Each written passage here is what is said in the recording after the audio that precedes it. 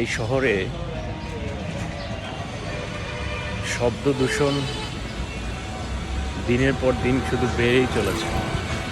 তোমার কোনো লক্ষণই আসলে নাই। কেন নাই? কারণ there is no any punishment, there is no any strict rules. If you see, except our country, any other country, why they follow the rules? Because they have strict policy. ধরুন একটা motorcycle, সে তার হর্নের যে button, you can see, so একটা motorcycle এবং একটা ধরেন একটা গাড়ি বা যে কোনো ভেহিকেলস, তার হর্ন, এই হর্নটা কিন্তু তার স্টিয়ারিং হুইল বা তার মোটরসাইকেলের হ্যান্ডেলের তার হাতের নাগালেই আছে। এটা চাইলে যে কোনো সময় সে বাজাতেই পারে এবং এটাকে লম্বা ধরেন 10 সেকেন্ড টানা বাজাতে পারে, যত খুশি তত বাজাতে পারে।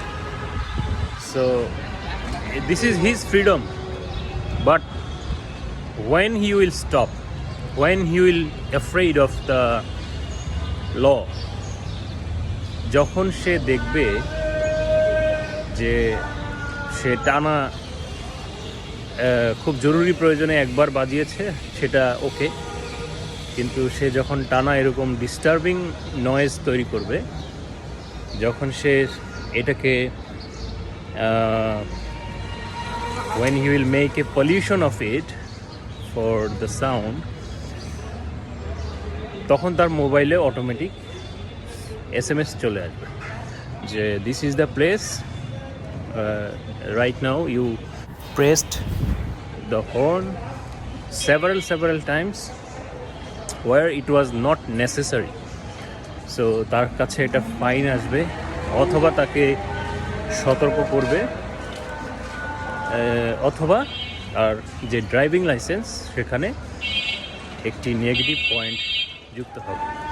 এবং দেশের বাইরে এই সিস্টেম আছে, নেগেটিভ পয়েন্ট একটা মাত্রায় চলে গেলে তার driving licence for the whole life এটা ক্যান্সেল হয়ে যায়, আর কখনোই সে ড্রাইভিং লাইসেন্স পায় না। সো এটা কীভাবে সম্ভব?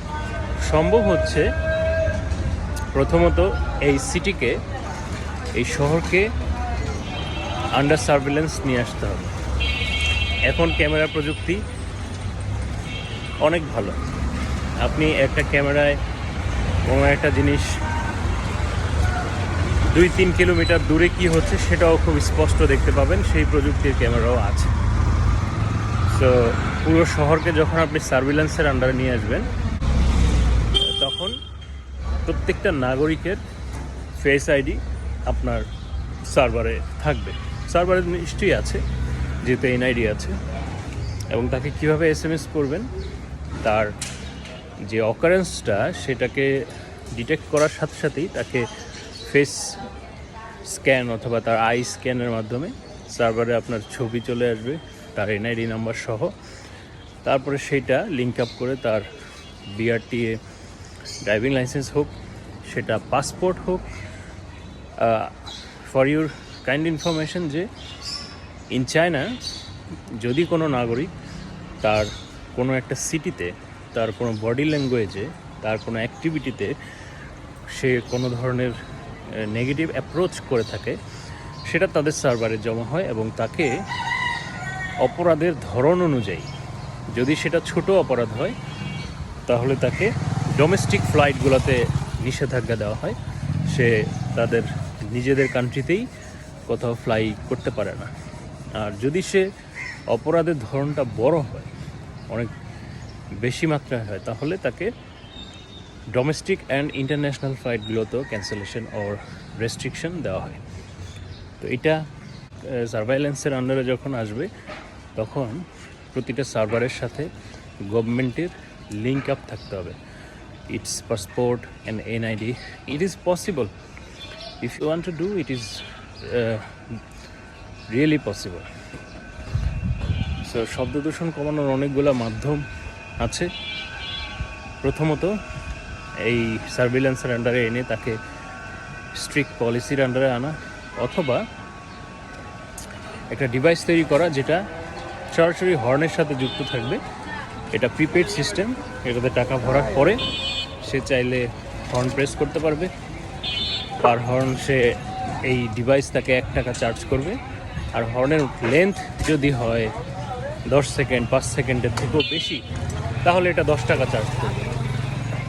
এরকম কোনো ডিভাইস যদি ইনস্টল করা বাধ্যতামূলক হয়, পাইলট প্রজেক্ট হিসেবে যদি এটা ইনসাইড ঢাকাতে অ্যাপ্লাই করা যায়, আই বিলিভ যে সাউন্ড অনেক কমে আসবে, নয়েজ পলিউশন অনেক কমে আসবে।